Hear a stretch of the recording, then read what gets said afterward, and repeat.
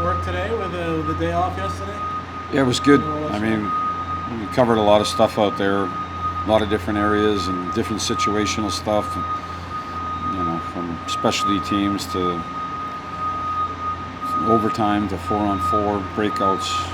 There's a lot of stuff that got covered today, but I thought yesterday just staying off the ice and trying to reset, the groins and hip flexors and letting guys have a maintenance day on their body and having some structure inside of there, some meetings and video. And I thought it was the right time in camp for that, and then to go back out and go to work today. The way you were aligned today, I don't know if you feel like sending messages to some of your veterans is the way to go, but was there a purpose to how you were lined up for certain people? No. There's I'm not exactly sure who you're talking about, but there was right now there's we have 14 players, and so we mix through the lines, and so if you saw somebody on the left wing, it's not necessarily because they're not playing the right wing, it's maybe they were just there in that shift. Instead of having Blake Wheeler go to the left wing when we already had somebody who can play the left wing, it wasn't about that. And so if you saw D pairings that were different, again, we're just looking at it. I thought that we're looking at it from a different standpoint. I thought that Lindy and Schneids played pretty well last game, and I thought Gus and Schneids played pretty well. And it gives you a chance to look at Gus and Foxy in practice, and maybe we'll take some of that in game for the part of the game. And like I said before, maybe there's a time where you switch zones, and you want a little bit more in the offensive zone, you want a little bit more in the defensive zone. And so just kind of looking at things right now. So I wouldn't read anything into practice today other than it was a really good day's work. Everybody got work, and we count on everybody. You did have. Is there any concern that Philip might not be ready to start the season? I hope not, Larry. I mean, he's out here skating in the mornings. He's here, and so I don't see it being that way, but I don't see it being that way. I'm hoping he's ready. Like I said at the time, I don't think it's a long thing. It's just we want to be sure that he's healthy going into the year. So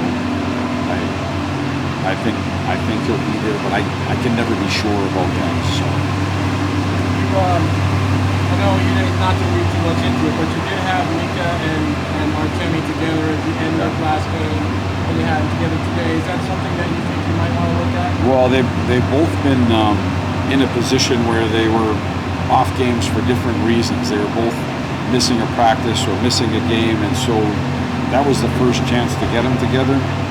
There was a plan to get them earlier in camp, and then that plan, as all well-laid plans go, sometimes blow up, and so we never got a chance really to see it. I didn't like the way the game was going. I switched the lines up going into the third period just to give it a different look, and I liked it. So that it's not because of that. They were planned to be together earlier. I just want to look at it and see.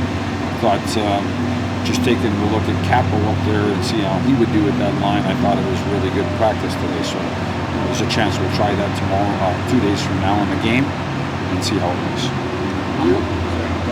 Have you settled?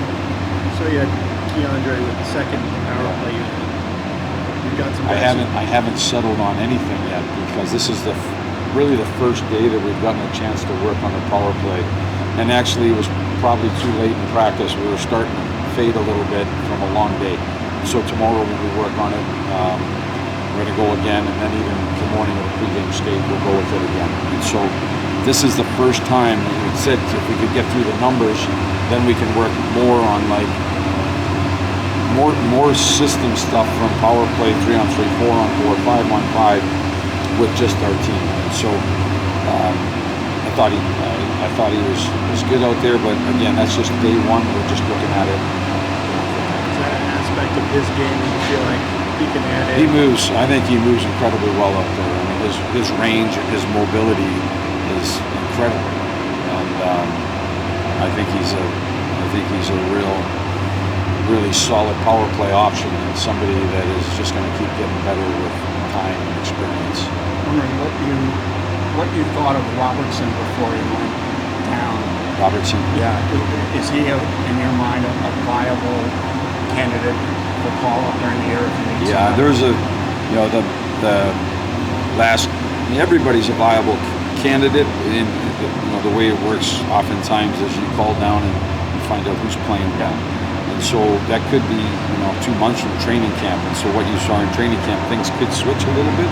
But I thought that he was really good. I like his size. I like the way he moves a puck. There's a numbers restriction up here, and you can only have so much, and we have to get down the numbers in order to practice. You can't keep rolling 28, 32, 40 guys at camp. You have to get it down so that we can do what we did today. And so I think it's important to get those guys down to Hartford, get them going, get them playing well, and put them in a situation that if we do need somebody, they're playing a lot of games. They're in where they need to be, and then they get recalled back up here. You're likely, I should ask, will you be calling guys back up to play on Wednesday night? Or There's a go back chance, to but back? we'll probably see more of our guys. But there's a chance that some guys will come back up. Peter, I wanted to ask you about Blake Wheeler. Just what stands out to you about him in general, and then a guy like that stage of his career, coming here on a one-year deal in the situation that he was in. Does that mean anything to you as a coach? Like I said, I've got a lot of history coaching against Blake, being in the West with Nashville a few years ago, and just seeing him a lot in playoff series. And my impression of him is a really good pro. Like, he works really hard.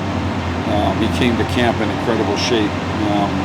I don't think too much about the contracts in 1 year or 2 years. To me, it's how a person comes in and their attitude, their work ethic, and what they're able to contribute to our team. And all of that's been really good for him. We're happy to have him here.